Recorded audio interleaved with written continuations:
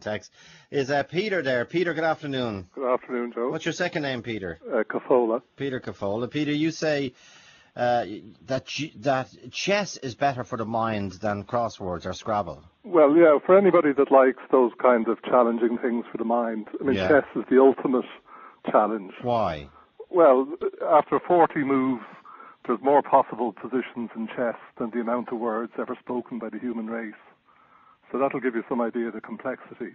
After 40 moves? Yeah, the amount of possible positions you could reach is greater than the amount of words ever spoken by the entire human race. Okay, so explain that another way. If you were to look down at a chessboard after 40 moves... the amount of positions you could construct on the board. Exactly. The configuration after 40 moves on any given chessboard is infinite. More or less. It's one of the biggest numbers that's ever been computed. So by the time 41 move, it grows and grows, the squid, and it goes... Yeah, well, there's just so many possibilities. Yes, okay, the number of possibilities. Now, so anybody who likes crosswords or Sudoku or Scrabble or any other mind game, they'd love chess if they just got to know it. I mean, some people think it's this fuddy-duddy thing, but it's not. You know, I used to coach in Australia, and over there it was part of the school curriculum in a lot of schools. And I was a full-time chess coach teaching in schools. And, you know, it just benefited kids enormously. They improved in every subject if they learned chess. The absenteeism improved, their attention in class improved. And, you know, and a lot of kids who mightn't have been popular because they didn't play sports or things, they found an identity through chess. But the problem with chess compared to crosswords is that you can carry a crossword with you and sit in the car in a traffic jam or in a hospital. You can play chess blindfold. You can play in your head without a board. But you can't play. Can you play against yourself? Yeah.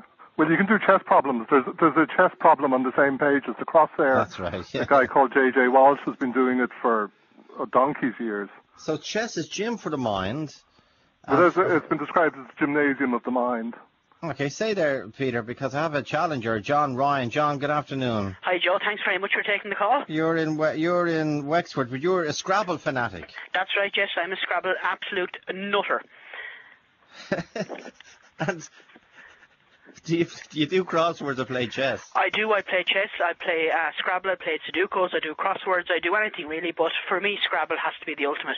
I don't know about the other caller there. He's talking about what's best for the brain. Oh, I think Scrabble is absolutely brilliant because you've got your words, you've got your counting, you've got the tactics, and Scrabble is just for everybody from any age. You know, young and old. There's the Scrabble's played in over 120 countries in the world in over 30 languages. It's absolutely fantastic. And how long have you been playing Scrabble? I've been playing Scrabble now for over 20 years. And how often do you play Scrabble? I play Scrabble 2 or 3 times a week. There's a couple of different clubs in Wexford, and I play as much as I can. I absolutely love it. And where do you play? Well, we have a couple of different clubs. My favourite one is actually the one in Wexford Town. We actually meet in a local bar called the Gaelic Bar, and we have a couple of pints, and we have a game of Scrabble, and it's a fantastic night. And how many people on each board, so to speak? There would just be 2 people on a board. And we actually play with a chess clock. Sometimes, if we want a formal, stressful game, but most of the time we just play a friendly game. Well, will you try and convince Peter Cafolla there? Well, I play Scrabble as well. Okay. But you think chess is is better for the mind? Well, Scrabble is a great game, but it's nowhere near as challenging as chess. Why? There just isn't the complexity. And, okay, to be good at Scrabble, you need a good knowledge of words, and a lot of it is just a matter of memorizing all the legal words. Like, I know a fella who memorized every legal 2- and 3-letter Scrabble word. Like quo and qua, which are fantastic point scorers, things like that. But in chess, chess is it's like a war, but instead of violence, it's just your mind. It's like commanding a whole army in a battlefield. Of course, yeah. And I was watching a chess tournament lately online, and that tournament, in the space of 6 or 7 days, got 10 million hits. And even last night, I was playing chess with a guy in Brazil, another in Russia, another in Paraguay. All online, and you can follow tournaments live online. There's actually more books written about chess than any other game or hobby. Wow. So it's not huge in this country, but in some countries like Iceland, it's the national sport. Oh, is it? Yeah. But look what happened then. Yeah, I know. But if they stuck to the chess and left the commerce alone... Yeah, if those bankers in Iceland, if they had been playing chess instead of running a pyramid scheme... Yeah. But even here, too, you know the way they're saying mathematics is no longer popular in school as a way of teaching problem solving?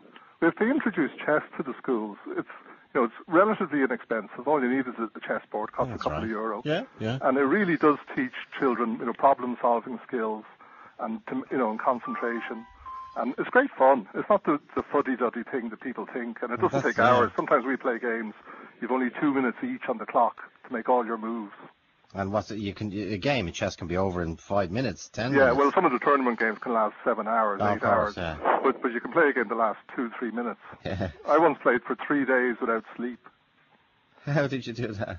A friend of mine I hadn't seen for years, we caught up. We played something like 400 games. And who won overall? Oh, I won but not by many.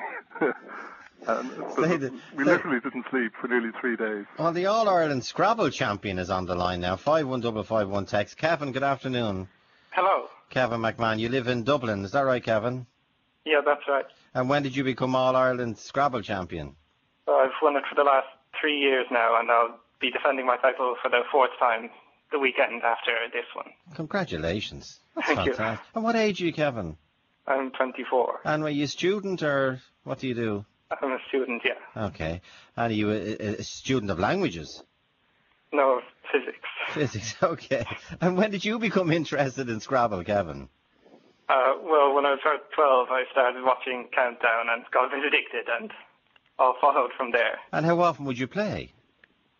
Well, I'd play nearly every day on the computer, and every few weeks I'd go down to a club and then play tournaments every so often as well. And are there many Scrabble clubs in Ireland, Kevin?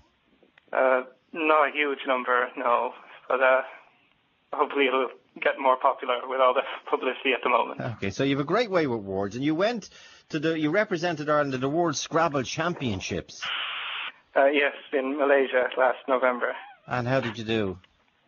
Well, there were 108 players. I finished 65th, which wasn't too bad. Well, that's not bad at all. Yeah. Nearly halfway up. And who won it? A guy from Thailand won it.